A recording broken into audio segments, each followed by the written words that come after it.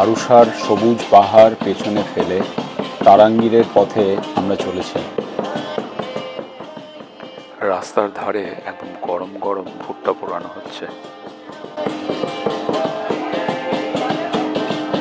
এখানেও কি গোমাতার আরাধনা হয়? এই বিশাল হাতি আমাদের থেকে মাত্র 5 ফুট দূরে। মাসাই পুরুষরা ভীষণ কুঁড়ে, মহিলারাই সব কাজ করে থাকেন।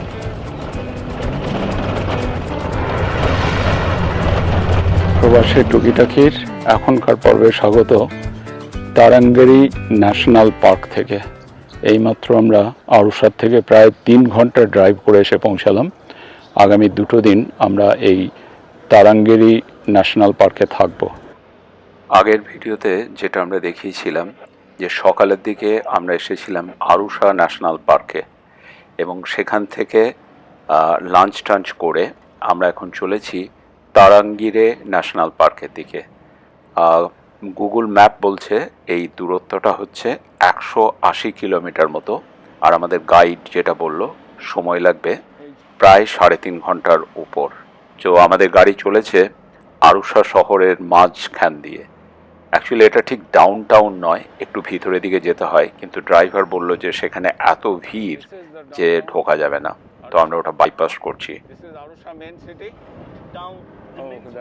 তারাঙ্গিরে হচ্ছে যে এলিফ্যান্ট কিংডম, ওখানে হাতির স্বর্গরাজ্য এবং তাছাড়া অন্যান্য জন্তু আছে, সে তো আমরা দেখাবই, কিন্তু এই যাওয়ার পথের যে দৃশ্য সেটা আমার কাছে খুব বেশি ইন্টারেস্টিং, মানে যাত্রা পথ। তো সেই যাত্রা পথ আপনাদের সঙ্গে শেয়ার করছি। দেখতে পাচ্ছেন, কখনো মনে হতে পারে যে বর্ধমান কিংবা বরিশালের কোনো গ্রামের একটা ছোট্ট রাস্তা দিয়ে আমরা যাচ্ছি, দুপাশে সারি সারি দোকান, কোনোটা বা ভাতের হোটেল হলেও হতে পারে।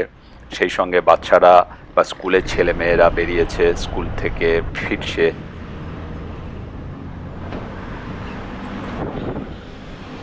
আবারও দেখছি যে এখানে কাঁচা সবজির বাজারও বসেছে।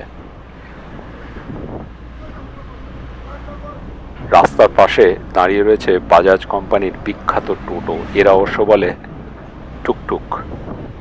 সব মিলিয়ে মিশিয়ে একটা কি বলবো যে 1970-এর দশকের বাংলা বা বাংলাদেশের মফস্বল শহরের প্রতিচ্ছবি।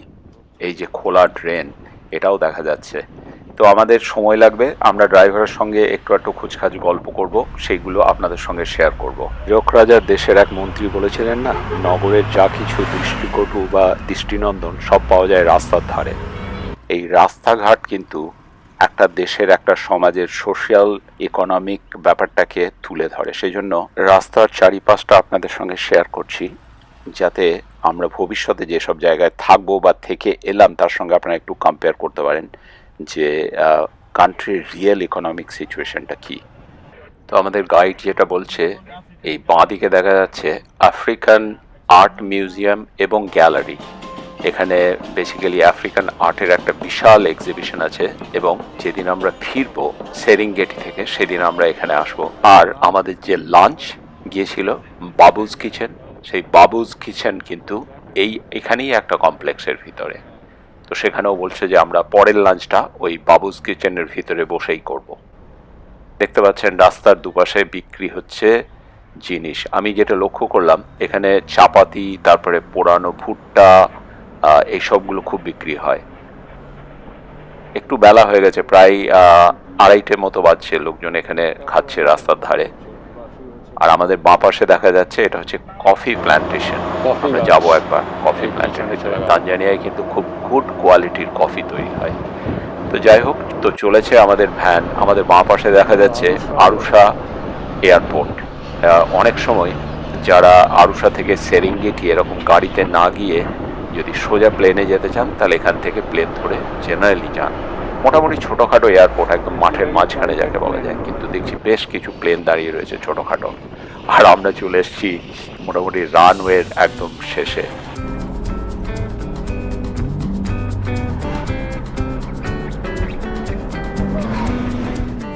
যারা কখনো বীরভূমের বিহার এন্ডটা দেখেছেন, তারা দেখতে পাবেন এরকম কাঁকড়যুক্ত ধূসর মাটি, সে সঙ্গে ছোটোখাটো একটা পুকুর বা দিঘি। অনেক সামঞ্জস্য আছে তাদের সঙ্গে এই এলাকার। সেই সঙ্গে হাজার হাজার বছরের বৃষ্টিপাত বা বায়ু প্রবাহের ফলে গড়ে উঠেছে এরকম ছোট্ট ছোট্ট নদীর উৎস। আমাদের গাইড যেটা বলল, এগুলোতে শুধু কিন্তু বর্ষাকালেই জল থাকে, অন্যান্য সময়ে একদম বোন ড্রাই। আর দেখেই বুঝতে পারছেন। তবুও এর মাঝখানে কিন্তু আমরা দেখতে পাচ্ছি বেশ কিছু ছাগল শিশু এবং গোপালকের দল, তারা তাদের গরু বাছুর নিয়ে চড়াতে নিয়ে এসেছে। তো সেই সব ডিটেল আমি পরের দিকে শেয়ার করব। তাদের ইতিহাস, বিশেষত মাসাইরা জেনারেলি এই প্রফেশনের সঙ্গে যুক্ত থাকে, এই গোচারণের সঙ্গে। তার একটা বিশাল ইতিহাস আছে যেটা আমরা আমাদের গাইডের কাছে শুনব।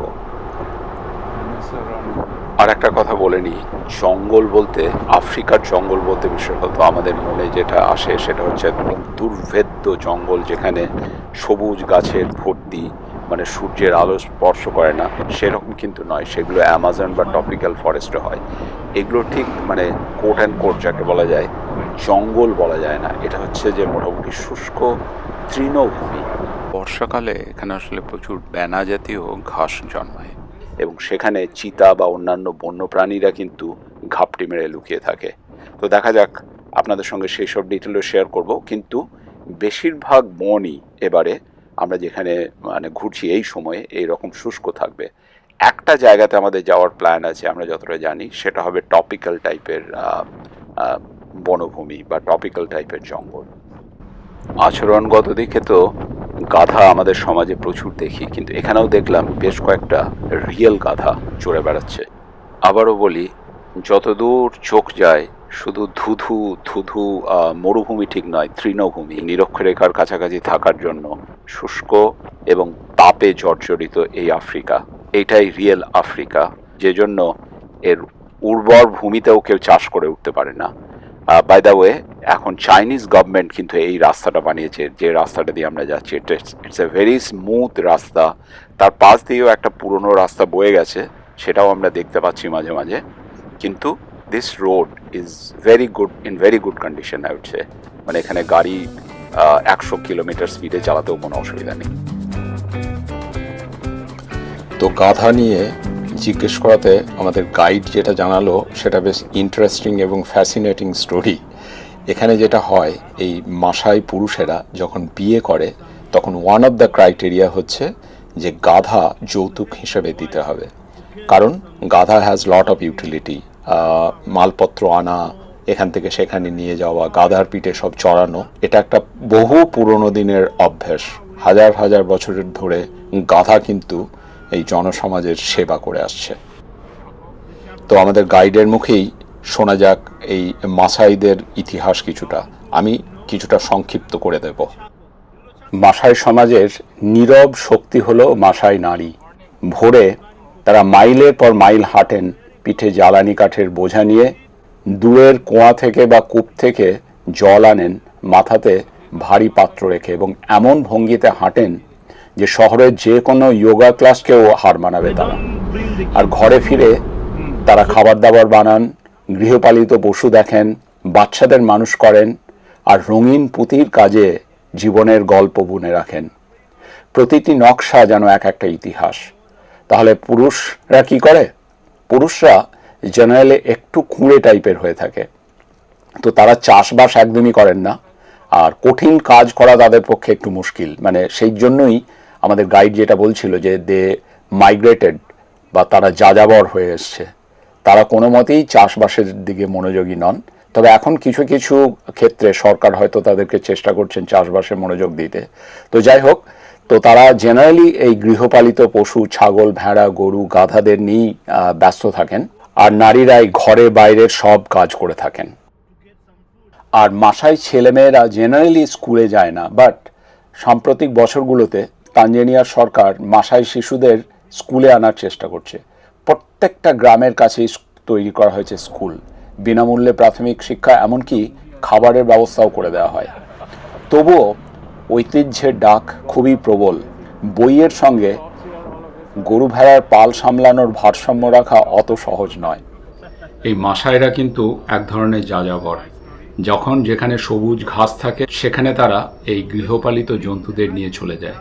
সেই জন্য ছেলে মেয়েদের পড়াশোনা করাটা একটু টাফ, কারণ কোনো কোনো সময়ে তাদের সেই অস্থায়ী আস্তানা থেকে প্রায় 50 কিলোমিটার দূরে ঘাসের খোঁজে নিয়ে যায়, সেই জন্য বাচ্চাদের পড়াশোনা করানোটা মোটামুটি বন্ধ। So the kids will be with them. It's kind of nomadic. Yes, that's nomadic. Yeah. Trees say the Maasai tribe. Guide যেটা বলছিল যে মাসাইদের ইতিহাস, আমি একটু সংক্ষেপে বলি। মাসাইদের গল্প শুরু হয়েছিল অনেক উপরে, ওই নীল নদের উপত্যকায়, আজকের দক্ষিণ সুদান, আর সম্ভবত তারও পিছনে মিশর থেকে, ইজিপ্ট থেকে। শত শত বছর আগে তারা ধীরে ধীরে দক্ষিণে নেমে আসে, রিফট ভ্যালি ধরে সঙ্গে নিয়ে আসে তাদের গরু। তারা নদী পেরিয়েছে, সমতল ভূমি আর পাহাড় অতিক্রম করেছে, অবশেষে এসে থিতু হয়েছে কেনিয়া আর তানজানিয়ায়। তাদের এই দীর্ঘ যাত্রায় একটা জিনিস কখনো বদল হয়নি, মাসাই আর তাদের পশুর অটুট বন্ধন। তাই যখন দেখবেন এক মাসাই নারী পিঠে কাঠের বোঝা নিয়ে হাঁটছেন বা এক পুরুষ গরুর পালকে শুষ্ক প্রান্তর পেরিয়ে নিয়ে যাচ্ছেন, তখনই বুঝবেন এটা শুধু তাদের দৈনন্দিন কাজ নয়, এটা এক জীবনের ইতিহাস যা শুরু হয়েছিল শত শত বছর আগে, আর সেই পথ চলা কিন্তু আজও চলেছে। আর আমাদের পথ চলাও চলেছে টয়োটার ল্যান্ড ক্রুজারে করে। তো পুরো পথের দৃশ্য শেষ করলে 1 ঘন্টা 1.5 ঘন্টার ভিডিও হয়ে যাবে। আমরা মেইন রাস্তা থেকে মেইনলি একটা ধুলি ধূসরিত, একদম পুরো যাকে বলা যায় যে ধুলোয় ভরা রাস্তায় ঢুকে পড়লাম। সেখান থেকে প্রায় 5 কিলোমিটার দূরে হচ্ছে তারাঙ্গিরের গেট, তারাঙ্গিরে ন্যাশনাল পার্কের গেট। তো সেখানে গিয়ে কথা হচ্ছে।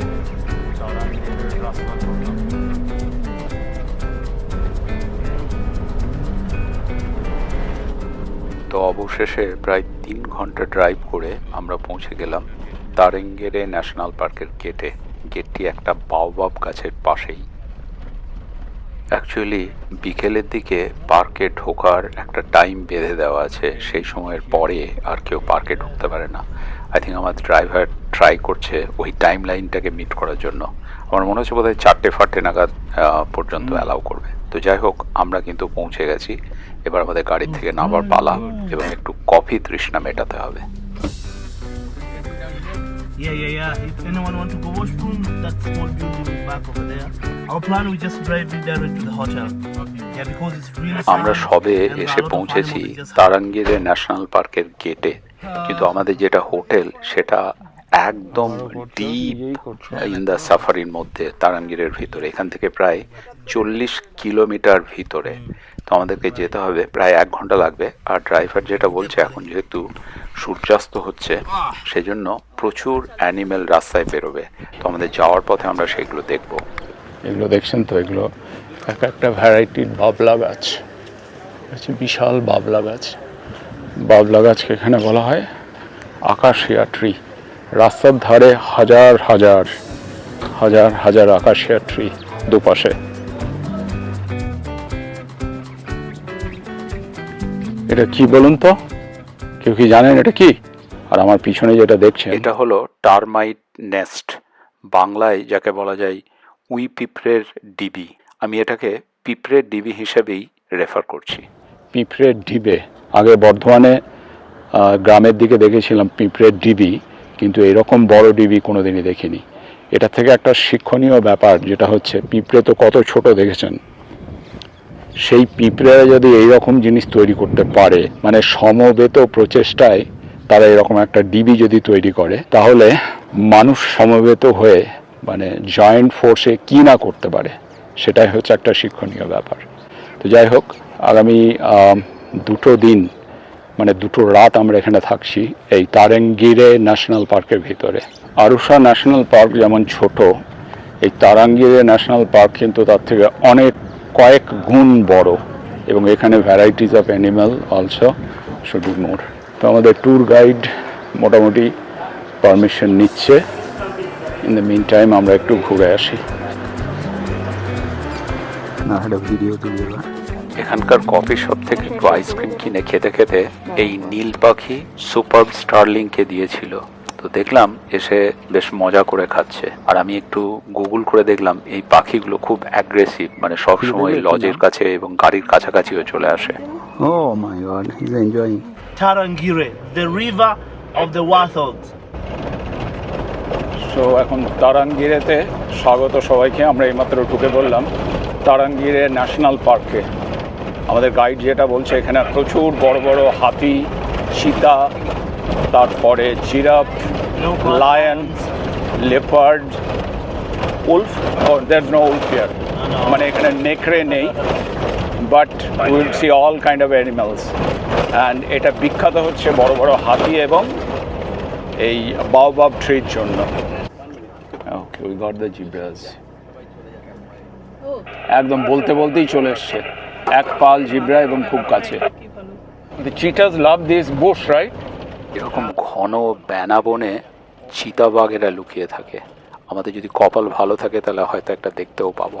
তা আমাদের গাইড যেটা বলছিল, এই তারেঙ্গেরের শব্দের মানে হচ্ছে river of ওয়াটহগ।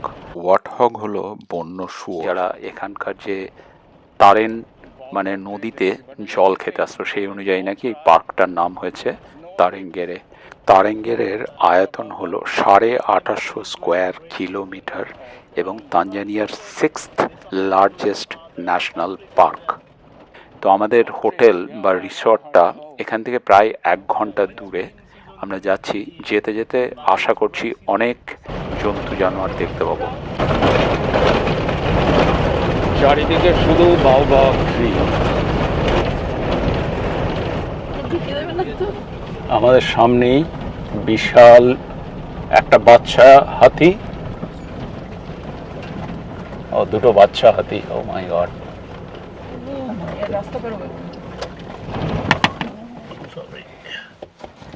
They have very little baby. এই যে দাঁড়িয়ে আছে, আমরা ওদের জন্য দাঁড়িয়ে আছি কখন রাস্তা পেরোবে। মন্দার বোসের কথা মনে আছে, সোনার কেল্লার?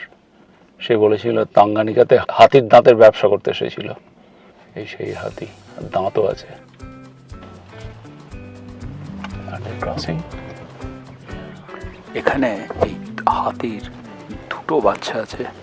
আমরা জাস্ট চুপচাপ কথা বলছি, এর মধ্যে আর একটা গাড়ি এসে গেল, ওরাও দাঁড়িয়ে যাবে। আমি জানি না এত গাড়ি দেখে ওই হাতি রাস্তা পেরোবে কি না। এই টারেঙ্গেরের জঙ্গলের ঢোকার 10 মিনিটের মধ্যেই তারেঙ্গেরেকে বলা হয়ে থাকে কিংডম অফ এলিফ্যান্ট, মানে এখানে এলিফ্যান্টদের, হাতিদের রাজত্ব আর কি। তো আমাদের ড্রাইভার বলছে যে গাড়িটাকে একটু এগিয়ে নিয়ে যায়, তাহলে হাতিরা হয়তো একটু মুভ করবে। দেখা যাক কি হয়। আমরা কিন্তু হয়তো 10 ফুট দূরে দাঁড়িয়ে আছি গাড়ির ভেতরে, কিন্তু 10 ফুট 15 ফুট দূরে খুব বেশি হলে হাতির থেকে।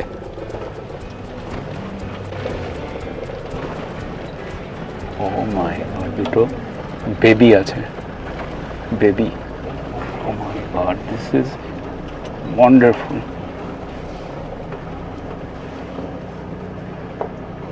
এত কাছে এসে পড়েছে যে গাড়ির ভিতরে আমাদের ভয় লাগছে, কিন্তু ওরা ঘুরে চলে গেল।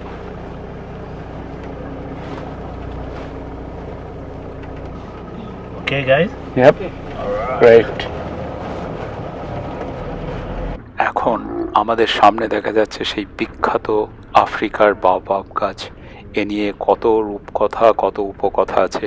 এত কাছ থেকে বাওবাব গাছ দেখাটাও একটা সৌভাগ্যের। এই বাওবাব গাছ নিয়ে একটা বিশেষ ভিডিও করার ইচ্ছে আছে ভবিষ্যতে, আপনাদের সঙ্গে শেয়ার করব। বাওবাব গাছে শকুনি বসে আছে। Okay, yep.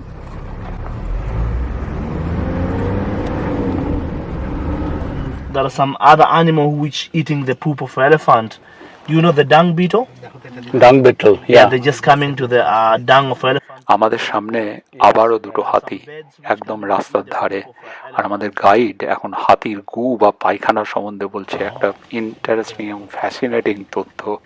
আমি সুযোগ বুঝে সেই গল্পটা আপনাদেরকে শোনাবো। দেখা যাক এই হাতি দুটি কি করে। আর আমাদের এরা দাঁড়িয়ে আছে আমাদের রিসর্টে যাওয়ার সেই রাস্তার মুখেই।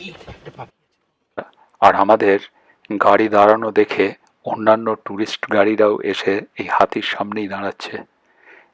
এদের মধ্যে ওয়াকি টকিতে কথা হয়, যে ড্রাইভার কোনো একটা জন্তু দেখতে পায় সঙ্গে সঙ্গে ওয়াকি টকিতে সেটা বলে দেয়, ফলে অন্যান্য যারা গাইড আছে গাড়িতে আছে তারা ইমিডিয়েটলি চলে আসে ওখানে।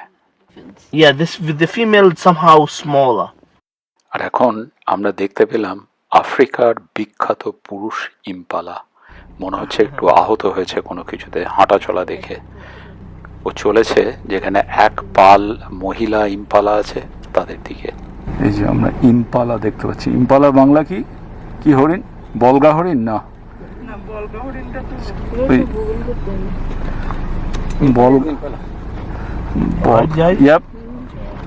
বলগা হরিণ হচ্ছে এটা। আবার দুটো হাতি, এটা মোটামুটি আমাদের একদম ছোঁয়া ডিস্টেন্সে। ও যদি সুর বাড়ায় তাহলে হয়তো আমাদের গাড়িকে টাচ করে ফেলবে, কিন্তু আমাদের গাইড বলছিল যে ওরা বুঝতে পারে, মানে গাইডরা জানে কোন হাতি অ্যাটাক করবে বা না করবে, সেই জন্য they know when to stop and when to leave. Tomorrow morning we'll wake up early over here. Yeah. Alright, maybe you can see that. এখানে একটা জেব্রাকে এইমাত্র একটা চিতা মেরে গেছে, তারপরে চিতাটা ডান দিকে এড়িয়ে চলে গেছে, সেজন্য সবাই ওয়েট করছে চিতাটাকে পাওয়া যাবে কিনা। সবাই ওয়েট করে দেখছে এখানে কোথাও লুকিয়ে আছে। চিতা বাঘরা এরকম লুকিয়ে থাকতে ভালোবাসে। তো গাইড যেটা বললো যে যেহেতু জিরাফটাকে মেরে চিতা কোথাও পালিয়েছে, এটা হয়তো এখন ধারে কাছে কোথাও লুকিয়ে আছে, কিংবা ডেফিনেটলি আজকে রাতে এসে জিরাফের বডিটাকে ও নিয়ে গিয়ে আরাম করে কোথাও বসে খাবে। আমরা আবার কালকে এসে দেখবো কি পরিস্থিতি। এখন আমাদের চলে যেতে হবে হোটেলের পথে। অনেক গাড়িও কিন্তু দাঁড়িয়ে গেছে ওই একই জায়গাতে আমাদের মতোই ওয়েট করছে। তো আমরা পৌঁছে গেলাম আমাদের লজে, সোফা লজ। সোফা লজ গভীর জঙ্গলের ভিতরে, deep in the Tarangire national park. এই লজ সোফা লজ, এটাই হবে আমাদের হোম আগামী 2 দিনের জন্য। এখানে ব্যাপারটা হচ্ছে গাড়ি দাঁড়ানোর সঙ্গে সঙ্গেই হোটেল বা রিসোর্টের লোকজনেরা এসে আপনার মালপত্র নামিয়ে নিয়ে পুরো হোটেলের লবি পর্যন্ত নিয়ে চলে যাবে। এগুলো নিয়ে নিয়েছে? From the back, no. Not yet. Not yet. Oh, thank you, Asante. Thank you, thank you.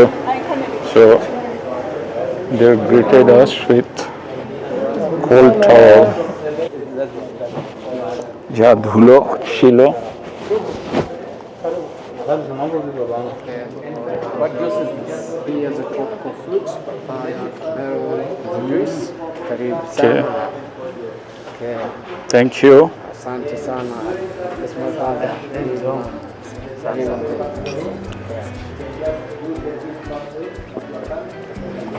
Good, very good.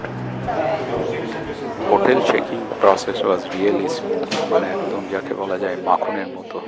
আমাদের ইনফরমেশন ওদের কাছে আগেই ছিল, শো হয়ে গেল।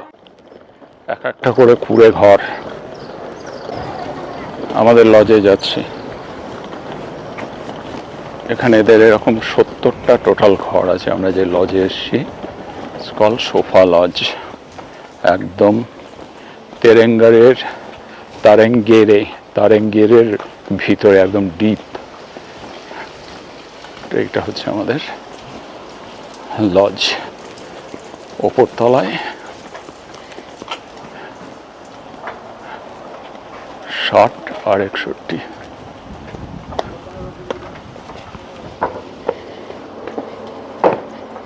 Thank you. You're welcome. Thank you. Welcome in your new home. Thank you.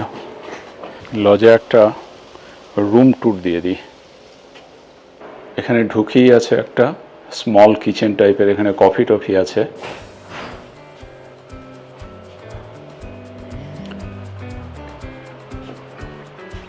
এখানে হচ্ছে bathroom. I think this is a huge and nice bathroom. Commode আছে এদিকে আর শাওয়ার, পরিষ্কার পরিচ্ছন্ন একদম। এটা হচ্ছে দুটো ডাবল বেড।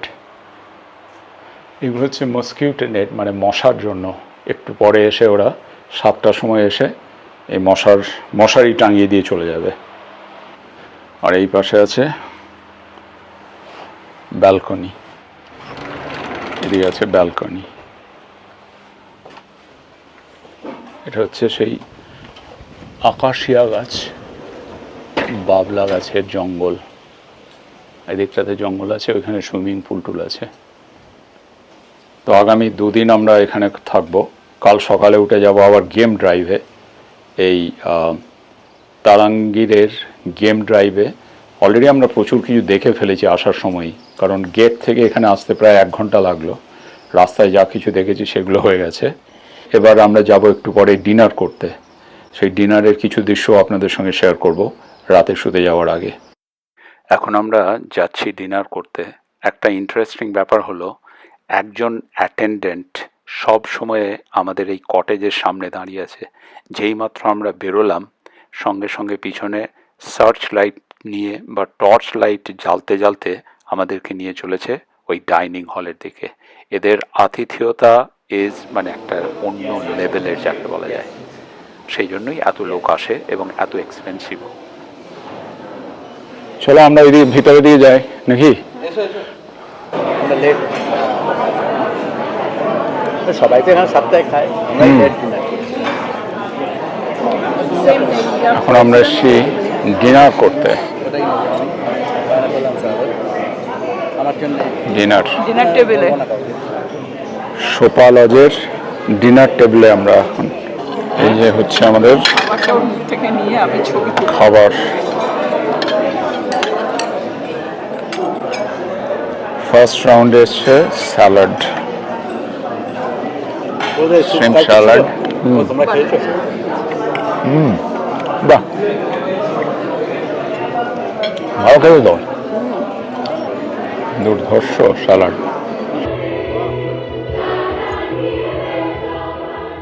আমি জানতে পারলাম এই সোফা লজে ডিনারের সময় প্রত্যেক দিনই এখানে লোকাল ছোট্ট একটা গানের প্রোগ্রাম, নাচের প্রোগ্রাম, আফ্রিকান কালচার নিয়ে একটা প্রোগ্রাম হয়ে থাকে।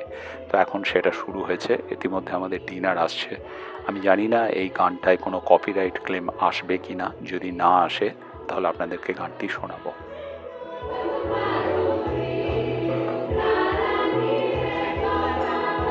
Thank you.